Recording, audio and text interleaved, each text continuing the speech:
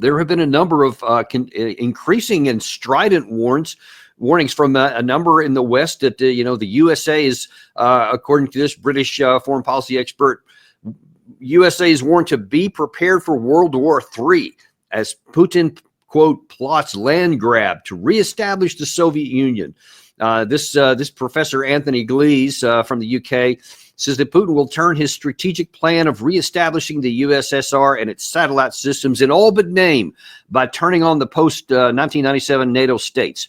We're talking about Finland, Sweden, Poland, Czechia, Hungary, Bulgaria, Estonia, Latvia, Lithuania, Romania, Slovakia, man, I'm running out of breath here, and Slovenia, Albania, Croatia, Montenegro, and West Macedonia. Seriously, he's saying all this stuff. In other words, a really big grab by Putin, so that I am confident that we will oppose him by force, and that we will be how World War III will develop. I mean, that's number one. That's just kind of on the surface of it. That's not even fair to say it's hyperbole. It's something like 3 levels above that, because in order for that to happen, the Soviet Union would have to already exist. And listen, I have some experience with this here because I cut my teeth in the Cold War on the border between the East and West, between the Soviet Union / Warsaw Pact and the West / NATO. I was in the 2nd U.S. Cavalry, was in an artillery battalion before that, brigade before that, and was literally patrolling the East-West border. At that time, and this was in the late 1980s, there were somewhere in the neighborhood of 50,000 tanks of various kinds on the Soviet side. I think it was over 2 million active duty troops. And of course, all the nations of the Warsaw Pact, many of which are in NATO now, were all allied against us with their militaries were all set out in that course. Of course, thousands upon thousands of missiles, nuclear weapons, lots of Air Force power, lots of naval power, etc. That was a behemoth that could theoretically at any time have decided to roll west, and then all of the Western states would have been at risk. That's not the case now. And listen, you don't have to look very much farther than the course of this war for 3 full years, where Russia has somewhere around 20-21% of Ukraine. As I've been telling you, they've been moving closer and further down the line here, and especially since June of this year. But even that, when you take a look and pan out and look at the map from a European perspective, as a matter of fact, let's actually oh no, I don't have it handy, and we'll have to do that another time. If you see that, the gains, if you look at them on a map of when you're looking at it from Europe, you can't even see the movements. And for example, Russia recently took the town of Vuhledar. Took them 1.5 years to take it, and we're a town, and it's like 40,000-50,000 people, relatively small. Of course, it took over a year to take Bakhmut. It's 9 or so months to take Avdiivka. Again, small towns. The city of Pokrovsk still has not even been formally assaulted yet. They're just getting up to the outskirts of it. They've been doing that for most of this year. They've been trying to get up to that, certainly since they took Avdiivka. Chasiv Yar, haven't gotten that all the way yet. Toretsk, still haven't gotten that. It's been many, many, many months. These are, again, all of these are relatively small town, 10, 20, 50, 30,000, actually even less than that for the most part. This whole year, they hadn't been able to take a number of those, and still to this day, they haven't. And now then, Gary, put that one back up there if you could, that list I just had with the list with all the countries there. So this fellow here, and he's far from the only one, and this has not been pushed back on very fair. Look at that huge list of states there. States, Finland, Sweden, Poland, Czechia, Hungary, Bulgaria, Estonia, blah, blah, blah. I just told you that little villages, little towns have not been taken by the Russian military in the full course of this year. And this guy with a straight face, and many like him, want to scare you into thinking that, oh my God, if we don't stop Putin here, then all of those states are going to fall. And that's why he is confident that because we're going to resist him by force, we're going to be in World War III. Now, you can say, okay, that's just some professor somewhere, some hothead doesn't know what he's talking about. Well, the problem is, and you've seen this if you've been watching our show at all this year, there's quite a few in the West that are talking about this, and many of them are names. And unfortunately, there's one that was from earlier this year I'm going to have to expose here, and it's really, really disappointing me because my first job, and I'll just tell you, in Washington, D.C., was in the late 1990s. For a period of time, I was a reserve officer. I wasn't on active duty in the middle of my career. Don't worry about it. It's kind of a long, curious career path that I had. But in the 90s, I had a period where I was on a reserve status. So I was a civilian that would periodically serve. And I got a job as a foreign policy and military advisor for Senator Kay Bailey Hutchison. I was from Texas. She was the Texas senator. And I came here to Washington, D.C., and that was my first job. One of the reasons why I took that job so enthusiastically is because she had set herself up as the primary person who was against NATO expansion. And she published lots of op-eds. I actually got to help her with some of those. I think I've mentioned to you before, probably the highlight of my very short career in the Senate was Senate aid, was when I got to go with her onto the Senate floor to debate Joe Biden against NATO expansion. The things that she was saying back then have absolutely turned out to be been the case. The things that she was saying, here's my warnings why we shouldn't do this, have played out. And now then we are where we are in large part because NATO did keep going forward when there was no military necessity to do so. That's where she was back then. But then, like so often happens, success turns you into the blob. And she was later named the NATO ambassador, U.S. ambassador to NATO. And earlier this year, she had this to say. Putin has told his people, we are going to recreate the Soviet Union. He has told his people that the worst in Russian history that happened was when Gorbachev said that the Soviet republics could become free if they so chose.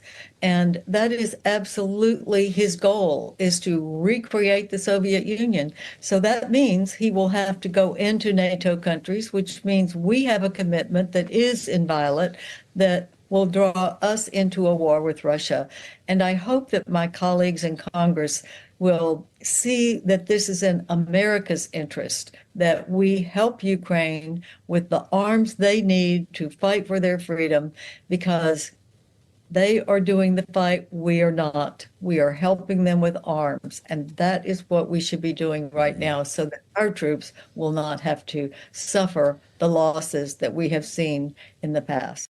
Golly, I just can't understand why people will say something like that. That it is absolutely Putin's desire to recreate the Soviet Union. Of course, it's not his desire. He has been unambiguous in stating from the beginning of this. And then that comment there that he has stated that the worst disaster in the 20th century was the dissolution of the Soviet Union. He did say that, but what he didn't say in conjunction was that he wanted to rebuild it. He talked about all the things, the negative things that happened to Russia as a consequence, but it was a very complicated piece. He did not say that he wants to then rebuild all that stuff. And her statement that he told his people that is it's just untrue, just blatantly untrue. That's not what Putin has ever said. And he has been constant, as I've been talking about since 2008, that he said he does not want NATO on his border. He had said that he wanted a cooperative and productive relationship with the West. That's what he did say. That's what he did tell his people, that's what they were seeking and trying to get after, because he recognized whether you love each other or not, you live in the same neighborhood, you got to learn how to get along. Seems kind of common sense, and everybody could have been a win-win off of that, even if you stayed kind of at antagonist. No one ever would have required the U.S. and Russia, or the NATO and Russia, to become best friends or anything like that. But there was absolutely every path to avoid an antagonistic relationship, to where we're even talking about the possibility of a World War III top clash that includes nuclear weapons. And that's one of the other things. It's farcical in that professor's comment there about all these different states, as though the West would allow one single state to fall without resorting to nuclear weapons, which of course the Russian side knows. And so that's why they're not going to take action that they know will precipitate nuclear weapons back on them, because they don't want it. Even think about the more fundamental thing. What possible value would Russia have to try and, quote, recreate the Soviet Union? Those things, the Soviet Union itself was created under a very set of specific, convoluted and powerful and painful set of historical conditions that led to that. After a bloody revolution, it was many, many years in the process, et cetera. All those things combined. None of them exist today. None of them exist at all. And so Russia doesn't want to. Russia has no incentive to do so. because it would cost incredible amounts of money, incredible amounts of manpower, and a tremendous amount of blood, both Russian and non-Russian, to even theoretically accomplish that objective. And Putin has no interest in doing so because the cost would be radically out of proportion to anything they may potentially gain. But because Russia has so many natural resources and so much land right now, there is value in keeping what he's got safe. And that's everything he's about. So you see, it's not an issue of trusting Putin, taking him at his word. Forget about all that. You don't take anything at his word if you don't want to. Just look at his self-interest. Just look at the map, look at the resources that he has, et cetera, and then look at the West, and then just do a cursory level examination of what it would cost him to make good on that threat. And you'll see that no sane person would do that. And whatever you think of Putin, he is anything but a hothead. As a matter of fact, he's very risk averse, as I've talked about in some recent episodes here this month already. His risk averse is probably extending this war beyond what it should have been had he been willing to take on a little more military risk. That alone should tell you, if he's not willing to take on the risk of even launching a big arrow movement, so to speak, in the war he's fighting right now, how much less would he be willing to launch a war of aggression, just flat out aggression, into the very NATO that he says he wants a buffer between?